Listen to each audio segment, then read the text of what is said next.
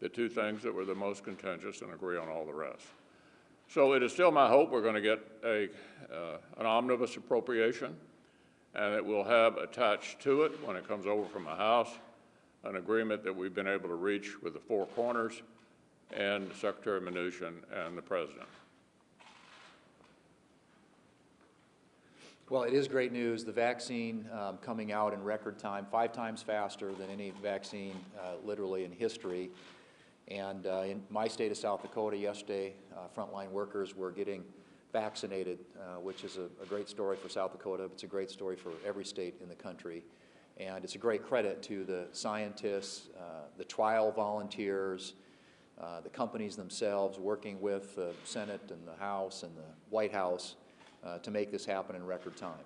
Truly remarkable achievement, and one that hopefully will start to deliver meaningful relief to the American people. There are a few things left for us to do. Obviously, with the vaccine out there, we have resources available in legislation that we're considering to help distribute that vaccine in a quick and an efficient way. That needs to be addressed in a COVID package. As the leader pointed out, the list of issues has narrowed significantly, and there is bipartisan buy-in and support for a proposal that does a few of the basic things we all agree on. It helps our hardest hit small businesses. It provides unemployment insurance to people who are unemployed, provides money for vaccine distribution, money for schools. Those are all elements of legislation that we've been talking about, frankly, legislation that we voted on now a couple of times in the Senate and had a majority of senators vote in favor of. And that's where I hope this will land. And whether or not it lands there really is up to, at this point, Speaker Pelosi and Democrat Leader Schumer here in the Senate. The bipartisan group has come to that conclusion. They've jettisoned, as the leader pointed out, the most controversial elements of that proposal, which is funding for state and local governments and liability protections. So those two things are, if they're not on the table, what you're left with are the things that I just mentioned, which enjoy broad bipartisan support and which should make this really a pretty easy negotiation. But it does require the leadership on the Democrat side to agree with the bipartisan group of senators, including Senator Durbin, who've been working on this for some time. I think we all need to get this done. I think the American people deserve to have action by the Congress to address in a targeted, fiscally responsible way the most critical needs that are out there as a result of the pandemic. And we're in a position to do something about that and to do it this week. We have a spending bill that's going to be coming over, and it's a perfect place for the COVID relief bill to ride, to get this all done at one time. And I certainly hope, on behalf of the people of this country, that the Democrat leadership here in the Congress, Senate, and House will get together with our Republican leadership and finish a job, frankly, that should have been done a long time ago. But frankly, if it gets done now, it will be great news for the American people.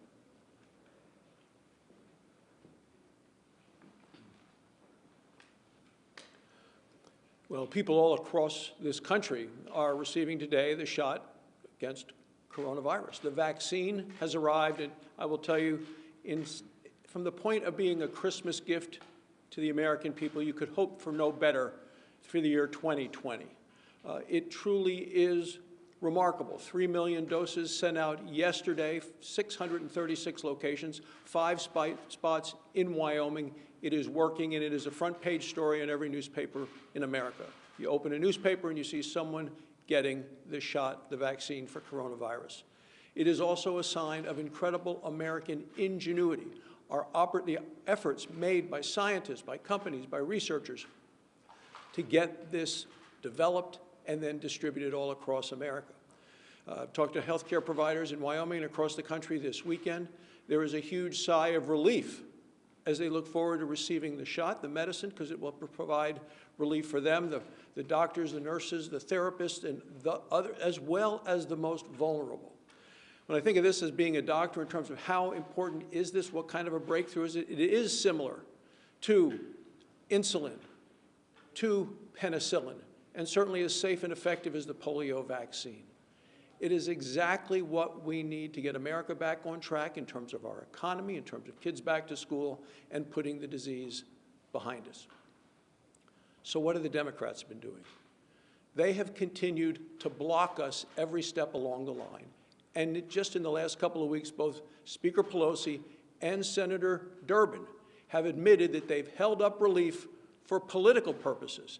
They've held up coronavirus relief for political purposes because of the election and allowed the American people to continue in isolation and suffering and hardships because they had a political agenda. They have blocked our efforts as Republicans 40 different times. It is time for the political games to be over. We need a solution. The American people are depending upon all of us. From a standpoint of good news, you may have seen some of the polls that show more people, as they learn more about the vaccine, are much more willing to get the vaccine. And I saw that former Presidents Clinton and Obama and Bush have all said that they would get the vaccine and do it publicly to show that it is safe and that they trust the entire vaccine. And to that, as a doctor, I would say, sign me up as well. Well, on the recovery from the pandemic front, which obviously is going to take some time now before we get there, but the National Institute of Health today announced the first home test to come through the Shark Tank process. They'll be producing about 100,000 of those a day in January, 250,000 a day by the end of February. Tests could be taken at home. I think over 800 applications of various kinds on testing were made at NIH to become partners in the Shark Tank. About 24 of those have now been in production. Many of them were point-of-service tests that have been happening at campuses and other places. This is the first at-home test. And so if people work to be sure they continue to be safe while they or others in their house are waiting for the vaccine, that'll be important. And on the vaccine front, not only did another good report today from Moderna as we go toward hopefully the approval of that later this week, but I was in a conference call last week with the people running that program. They were saying 20 million people will have their vaccines done by the end of December, 100 million by the end of March. And I asked specifically the question, do you mean 100 people will have had both shots they need, 100 million, by the end of March? And the answer was yes. That many people will be through this process, should be able to fully engage in society, at least safely for them and others therewith.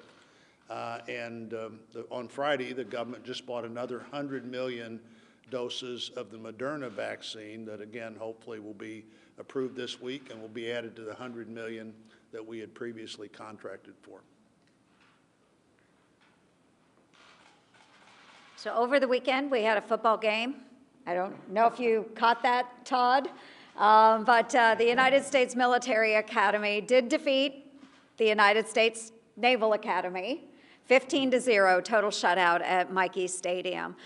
So again, we want to thank not only the cadets and midshipmen, but all of those that step forward to wear our nation's uniform. So not only is the Army a winner, but also the American people right now as we see the distribution of vaccinations across our great United States. And this is a tremendous success thus far with Operation Warp Speed. And I really want to give those that have been in charge of this program, all of those that have put the research and development into it, those that are working on the logistical side to make sure our states are receiving the vaccines, I want to say thank you to all of them for their great efforts to make sure that we are protecting the American people. So we are very concerned about that. Iowa is excited about their receipt of the vaccinations. They will go ahead and distribute those to, of course, those hospitals and healthcare workers and those that are most vulnerable. They will start receiving those. But beyond that, beyond Operation Warp Speed, as a number of my colleagues had mentioned, we need COVID relief. Okay, so not only do we need to fund the vaccinations and the process of distribution, we also need to make sure that we are supporting our American businesses, industry, our individuals, our healthcare systems. I could go on all day. And again, we don't want this to be political at this point. We just need relief. Iowa restaurants are wondering, are we going to be here? Are we going to be here in another week or so? relief is needed. So I am encouraging, again, everyone to come together. Let's wrap this up. We need to get it done by the end of the year and make sure that everyone sees the relief that's necessary to support our economy.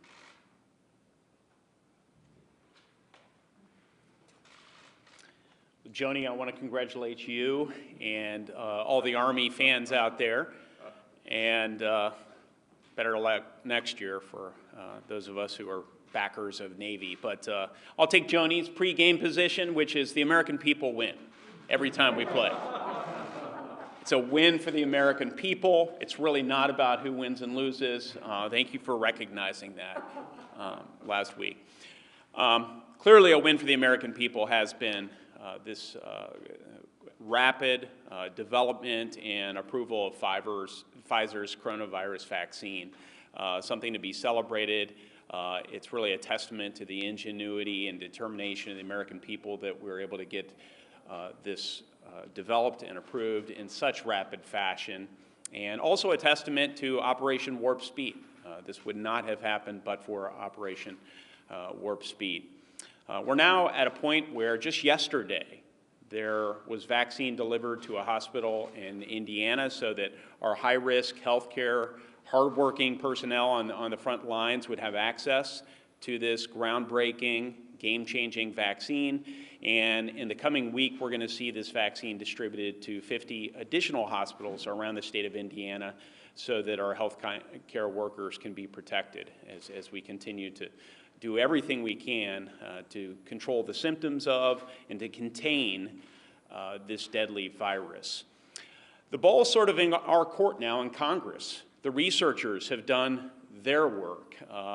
So many of the American people, our essential workers, are doing their part. Now it's time for Congress to do its part and pass this end-of-year coronavirus relief package so that we can make sure we get vaccine out to more Americans as we head into next year and provide additional economic relief as so many Americans continue to suffer.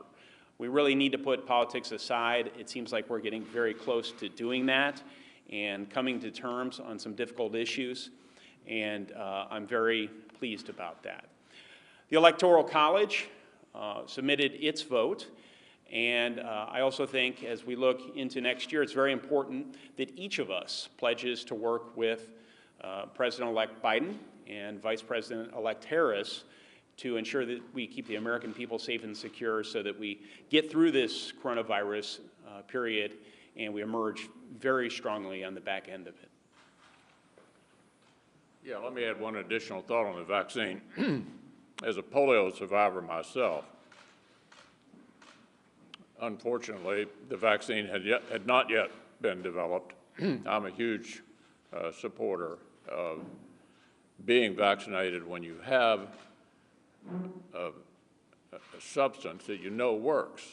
And so whenever my turn comes, I'm going to be anxious to take the vaccine and to reassure, do my part to reassure those who are doubtful about this that we really need to get the country vaccinated.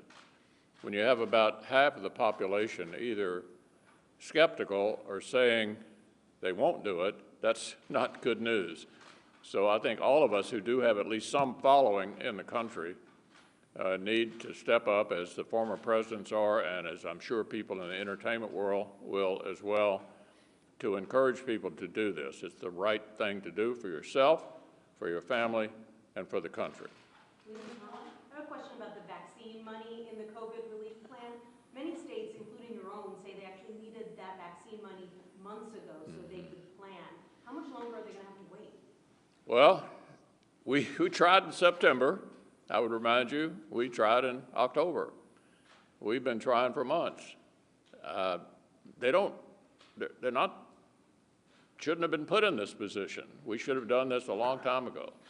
I've been saying for weeks, and you've been listening to me saying for weeks, let's put aside the things we can't agree on and do the things we can. That's just another good argument to get it done now, and we're not leaving. I assure you, we're not leaving until we finish this package. Manu? In your speech this morning, your speech this morning about Joe Biden, congratulating him for winning. One thing you did not mention was President Trump's claims that this election was rigged, it was stolen, and the like. Do you have any concerns at all about what the president is saying, and should he accept these results? Look, I don't have any advice to give the president on the subject. I said this morning, for me, and I think on the basis of the way the system works, the decision by the Electoral College yesterday was determinative.